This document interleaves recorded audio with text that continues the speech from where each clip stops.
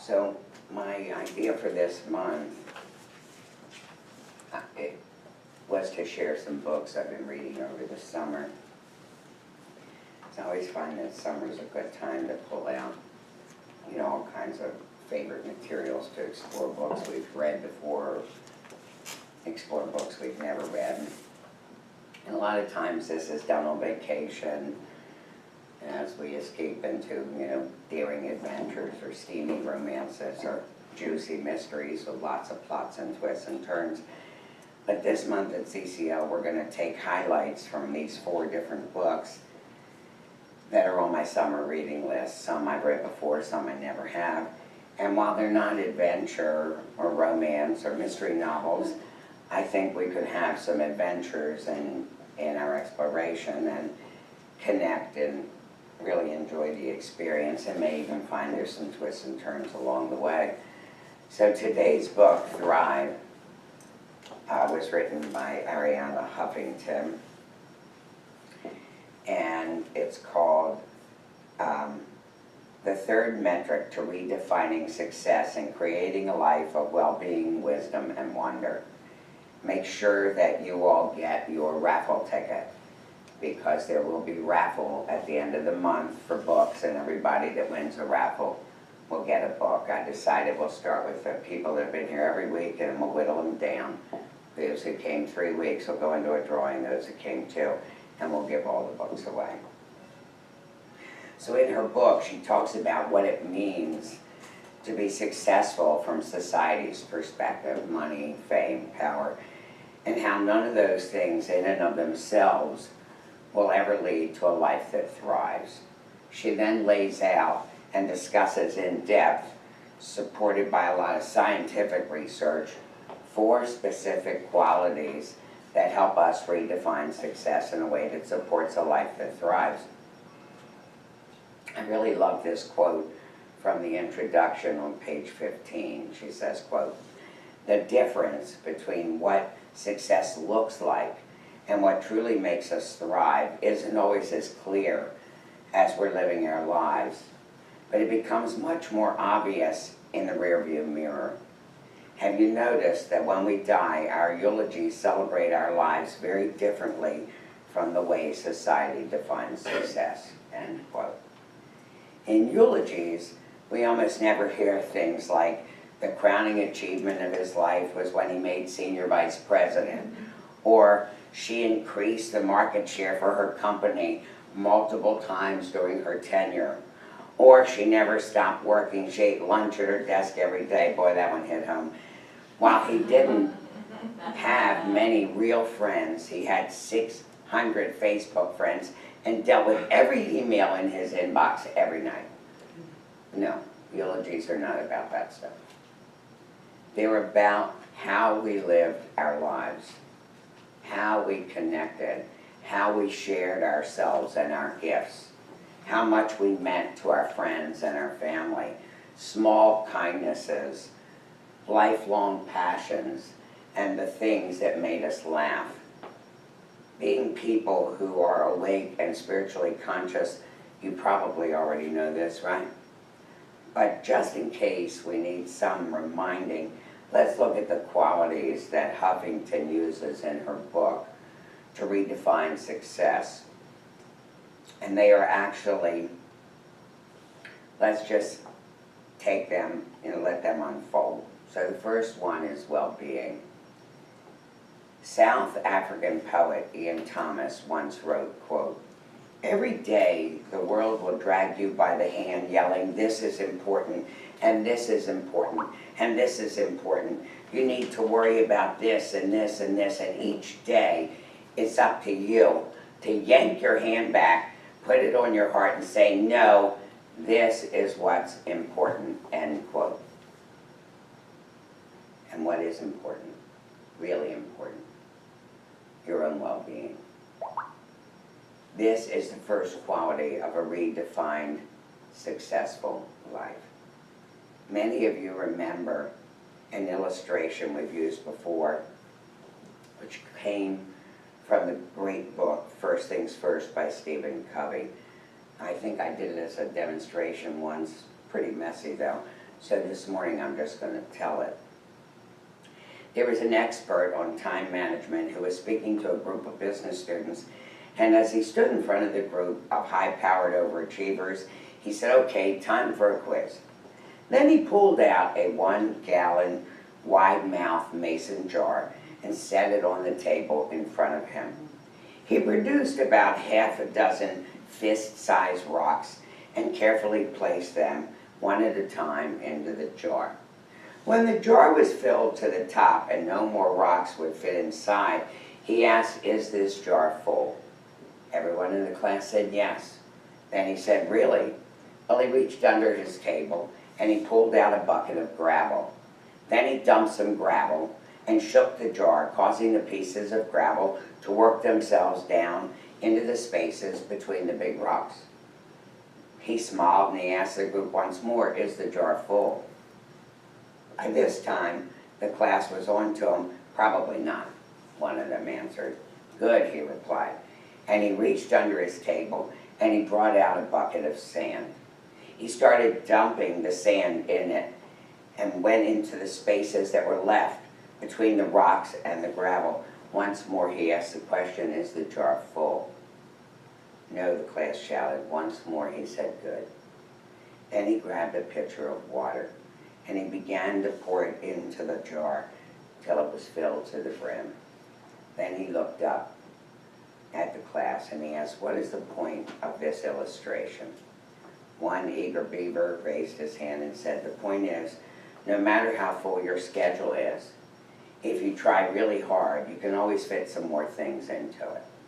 "No," the speaker replied, "that's not the point.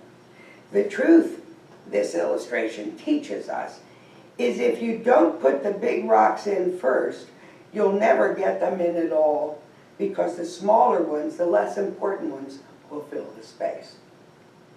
So the question I have for everybody this morning is, do we make our own well-being a priority?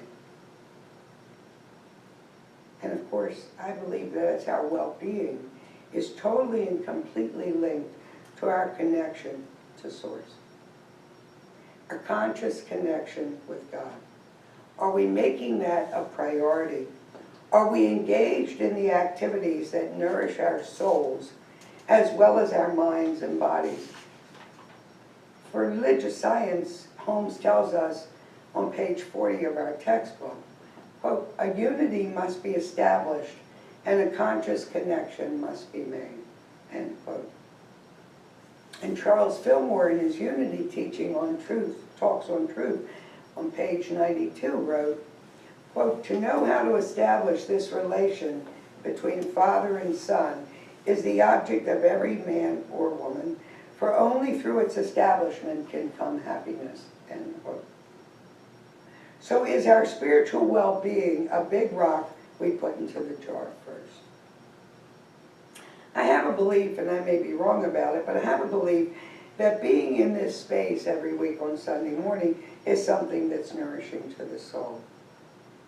The energy of this room and who's in it, the music, the prayers, the care, the love, the message. And I always believed that being in service each week is a big rock. And I believed and practiced this long before I became a minister. This is a place where lives are changed. People come here not thriving and they learn how to thrive. But you need to have a consistent dose of what we are offering. You can't just dip your toe in the water once and a blue moon. It doesn't work that way. It's just like our physical survival. We have to continue to eat. We can't just eat one meal and say, "Well, I've got my nourishment, I'm good to go for another month." Nor can we take a breath once every couple of weeks and think it will sustain us. If we want to have thriving, successful lives, we have to make our spiritual well-being a big rock that goes in first. Make coming to church a priority, even when you don't feel like it. This is when we reap the greatest rewards. I can guarantee you that. There's some mornings I don't feel like getting up and coming to church either. Some mornings I don't want to get up and pray, but I'm always glad that I did. I offer you this challenge. Come to church every Sunday this month and notice how you grow. And here's the other side of that. Your being here makes a difference to everyone else. Your energy, your spirit, your heart make a difference to the experience that's here every week. You, my friends, each and every one of you matter, and your presence matters.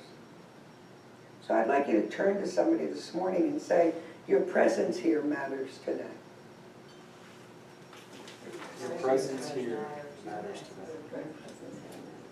And now I'd like you to say to yourself, my presence here matters today to myself and others. My presence here matters today to myself and others.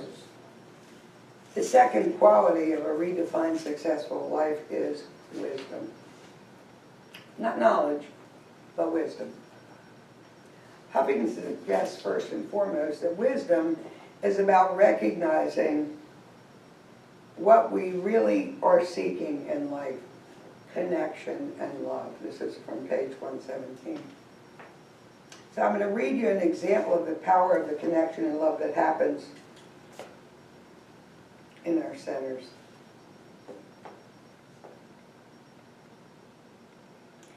I want to say that this came from one of my mentors and a story that happened at her church down south. So I'm grateful to her and everybody that worked so hard there to have this happen and then to share the information. A woman wrote her a letter, and here's what she said. I want to say how grateful I am to CSL Colors and everyone who worked so hard with the kids at this thing called Youth Summer Camp in July. My daughter had a blast and her self-esteem got better every single day. She tends to struggle in public school because she's different from the other kids, and I'm grateful for a place where she can remember who she really is and be surrounded by love that she can feel and use in her darker moments.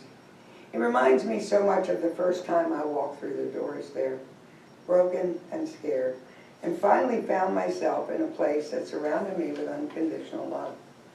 It makes my heart sing to know that my daughter has now really felt that same love. All my thanks and love to everyone who made our youth camp possible. It made a big difference for this child. Connection, love, acceptance for who we are, exactly as we are, is the very, very wise choice. And to know that those are the important things in life. Wisdom is also about realizing something we talk about a lot. To know that God is good all the time, 24/7, even when it doesn't look like it. The universe is conspiring for our good all the time, 24/7, even when it doesn't look like it. It's appropriate that Tom shared this morning that we get 1,000 messages for happiness. That we are loved beyond measure and upheld and cared for by the infinite all the time, 24/7, even when it doesn't look like it. And that everything that occurs in our life happens for us, for our growth and expansion, for our joy and happiness all the time, 24/7, even when it doesn't look or feel like it. That's some pretty deep personal wisdom, isn't it? So here's the way Huffington put it.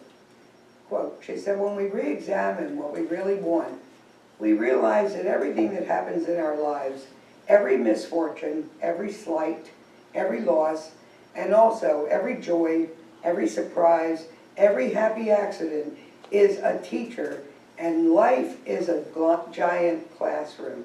That's the foundation of wisdom that spiritual teachers, poets, and philosophers throughout history have given expression to. From the Bible's not a single sparrow can fall to the ground without God knowing it, to Rilke's perhaps all dragons of our lives are princesses who are only waiting to see us once beautiful and brave, end quote. Or this quote by Marcus Aurelius, quote, true understanding is to see the events of life this way. You are here for my benefit though rumor paints you otherwise.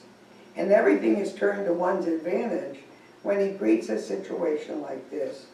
You are the very thing I was looking for. Today, whatever arises in life is the right material to bring about our growth and the growth of those around us. This, in a word, is art. This art, called life, is a practice suitable to men, women, and gods. Everything contains some special purpose and a hidden blessing. What then could be strange or arduous when all of life is here to greet us like an old and faithful friend? End quote. It takes us to our third quality of life that helps us thrive, and that is wonder. So I love this quote from St. Augustine. Quote, "Men go forth to wonder at the heights of mountains, the extent of oceans and the course of the stars, and omit the wonders at themselves." End quote. So there's 4 definitions of wonder in my online dictionary. First, a cause of astonishment or admiration. Second, the quality of exciting, amazed admiration. Third, rapt attention or astonishment at something awesomely mysterious. I agree with St. Augustine that we really embrace those 3 definitions of wonder regarding ourselves, but we often, very often, embrace the 4th, which is a feeling of doubt or uncertainty. And then we pile on other things like, say, unforgiveness, judgment, self-criticism. So it's time to change that and turn it around. It's time to begin to wonder with astonishment and admiration and rapt attention at the magnificent expression of the divine that we are. What if right here and right now in this room we chose to do that by forgiving ourselves for any judgments we're holding against ourselves? What if we decided here and now to release one statement of self-criticism that we engage in regularly? For those of you who are up to it, we'll do that in just a few moments. But first, to our 4th and final quality of a redefined successful life: giving. Acclaimed Bengali poet, artist, writer, and Nobel Prize recipient Tagore wrote, "I slept and dreamt that life was joy. I awoke and saw that life was service. I acted, and behold, service was joy." End quote. In the foreword of his book, Alcoholism, Holmes wrote, quote, "It is generally accepted that some form of useful service to humanity is one of the best possible ways of seeking permanent happiness." End quote. And I absolutely love this from her book, Thrive, on page 282. Huffington writes, sounds like a new thought on a minister, "Every place is full of openings to make a real difference in the life of another human being. There are millions of small missed opportunities at home, in our offices, on the subway, on the street where we live, in the grocery store. When we flex our giving muscles every day, the process begins to transform our own lives. Because however successful we are, when we go out into the world to get things, we're operating from a perceived deficit, focused on what we don't have and are trying to obtain.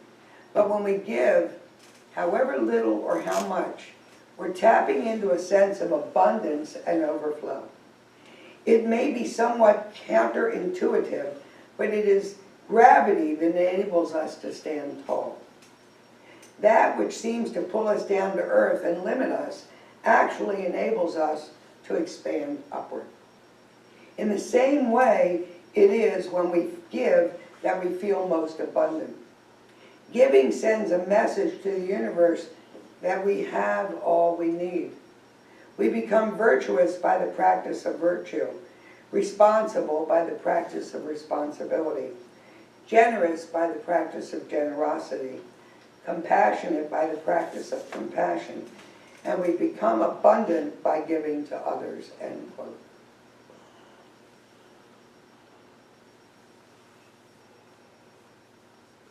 So I'm going to share a little story she shared in her book. I'll re-find it. Let's see.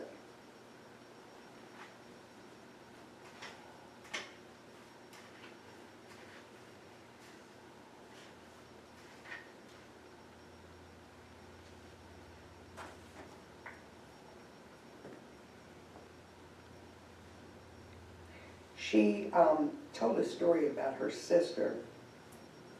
And her sister had graduated from the Royal Academy of Dramatic Art in London with many awards and accolades. But after years of auditions and not getting any parts, she began to feel lost and discouraged. And in her book, Unbinding the Heart, she describes a moment of epiphany on a New York bus. After auditioning for a 6-hour play adaptation of many Greek tragedies combined and not getting a part, not even in the chorus, disappointed and distraught, I got off the bus to go to my singing lesson on the Upper West Side. When I started to notice the faces of other passengers, each one of them looked burdened, their worries the only thing showing in their expressions. As I looked at everyone around me, I was filled with compassion and the understanding that their disappointments were probably much bigger than mine. If only I could bring some joy onto the bus, I thought. And then I realized that I could. I could act right here. I could entertain these people for a brief moment. I could do a song and dance right here and now. And with that thought, I broke down the barriers. I reached out to the woman next to me, struck up a conversation, and asked her if she liked theater. We started talking about our favorite plays and characters, and I told her that I had just performed the part of St. Joan for an audition. She knew the play. We had an unexpectedly wonderful conversation. In my enthusiasm, I said to her, "Would you like me to do Joan's monologue for you?" "I would love that," she replied. The first few words of the monologue are, "You promised me my life, but you lied. You think that life is nothing, but not being stone dead." As I said the words, the woman's face started to change. I could see that she was being touched. I was being touched as well, sharing my talent for a moment on a New York bus. By the time I finished, the woman on the bus had tears in her eyes. As she got off at her stop, she thanked me. I felt elated. I felt a release, as if the door had opened that I didn't even know was there.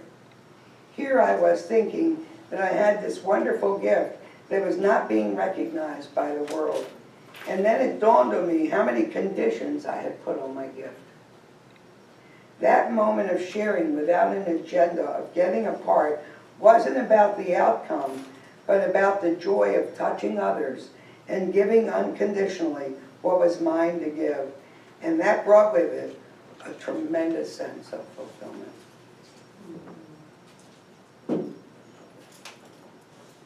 That's what sacred service is all about. So what more needs to be said? So there we have the 4 qualities of a truly successful life that are discussed in depth by Arianna Huffington in her book Thrive.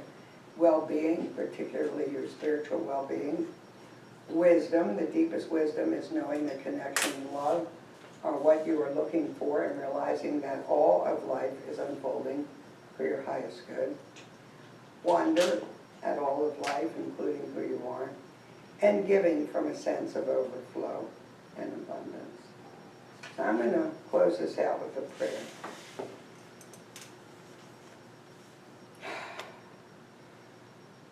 This morning I am ever reminded that there is only one life, and it is the life of spirit, made manifest in a myriad of forms, and that includes me and everyone that is present here today. I tune in to become absolutely tuned in to the 1,000 messages that the universe is sending to me minute by minute. I recognize that these 4 qualities indeed are what define a successful life. And I take them to heart and I begin to practice them immediately. And I see good and more good come out of it. So right here and now, I name it, I claim it, I demand it, and I command it. I open to accept and receive all the good that Spirit has in store for me, minute by minute moving forward. And I am grateful for every single bit of it. I know that it's all good, all the time, even when it doesn't look like it. And I say thank you for this marvelous journey of human experience that I am having right here and right now. And knowing that this is already done in the universe, in the mind of God, I just release my word, accepting it, knowing it is so, and so it is. So it is. Our prosperity offering in our